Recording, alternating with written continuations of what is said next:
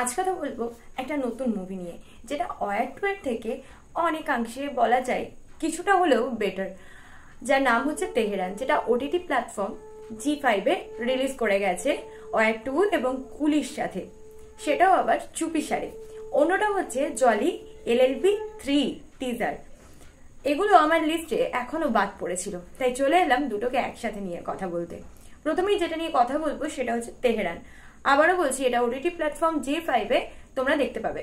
Lead রোলে আমরা দেখতে পেয়েছি জন আব্রাহাম, সাথে নীরু বাজওয়া এবং মানসী চিল্লারকে। কেমন হলো চলো জেনে নিই।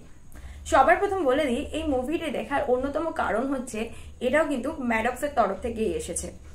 তাছাড়া ম্যাডক্সের তরফ থেকে সেটা ওটিটি রিলিজ হোক কিংবা থিয়েটার রিলিজ, প্রত্যেকেরই একটা ভরসার জায়গা। এটা একটা অ্যাকশন থ্রিলার মুভি এবং বলতে পারো তোমরা রিয়েল ইনসিডেন্টের ওপর বেস করেই তৈরি। যেমন ইসরায়েল অ্যাটাক, যেটা 2012-তে হয়েছিল, সেই ঘটনার ওপর বেস করে এই মুভিটি তৈরি।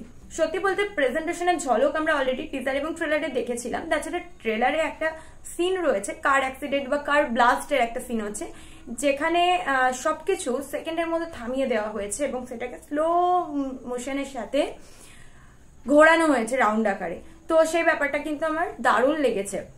কেসটা তদন্ত করে এসিপি রাজু কুমার, মানে হচ্ছে জন আব্রাহাম। তিনি নিজে হচ্ছেন একজন রংচটা এবং আত্মবিশ্বাসী অফিসার, যিনি এই কেসটাকে নিজের মতো করে ব্যক্তিগতভাবেই ইনভেস্টিগেশন করতে চান। এরপর কি হলো বা কেস কোথায় গিয়ে থামলো সবটা জানতে অবশ্যই তোমাদের মুভিটা দেখতে হচ্ছে। এই মুভির প্লাস পয়েন্ট কি, এই মুভিটা বোর করার কোনো চান্স দেবে না কাউকে।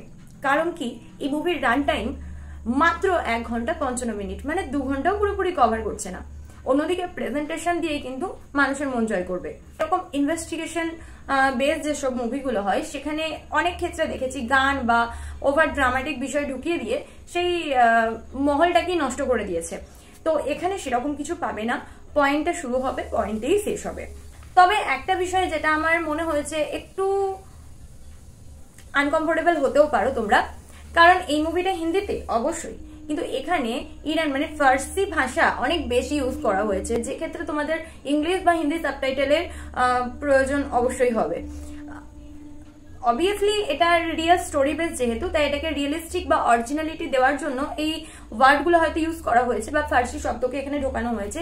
কিন্তু আমার মনে হয় যে অডিয়েন্স যেহেতু এটাকে দেখছে, তাই অডিয়েন্সের বোঝার উপযুক্ত করে এটাকে প্রেজেন্ট করলে আরো বেটার হতো। কারণ অডিয়েন্স তো কানেক্টই করতে পারবে না যদি না সেটা বুঝতে পারে। তো আমি বলবো এটা ওয়ান টাইম ওয়াচ।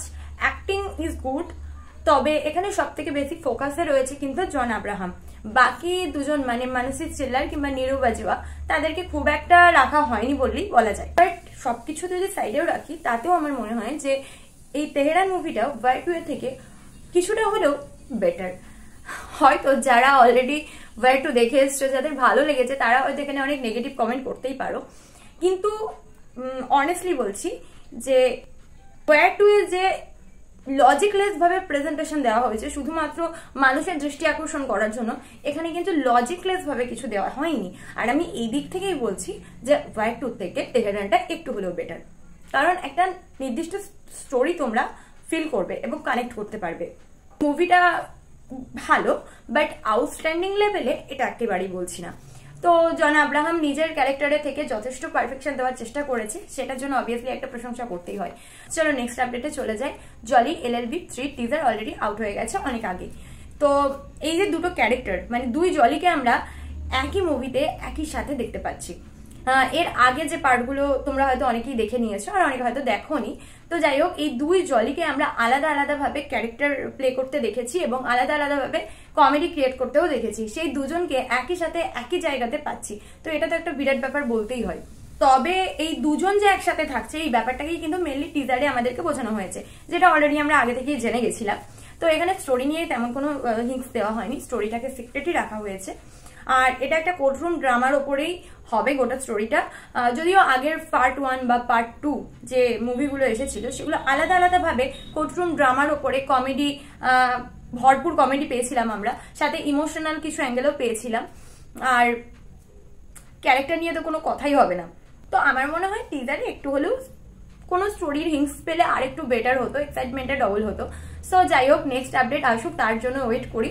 এখানে আমরা তিনজনকে একসাথে পাচ্ছি যারা জাস্ট কমেডিতে ভরিয়ে দেবে।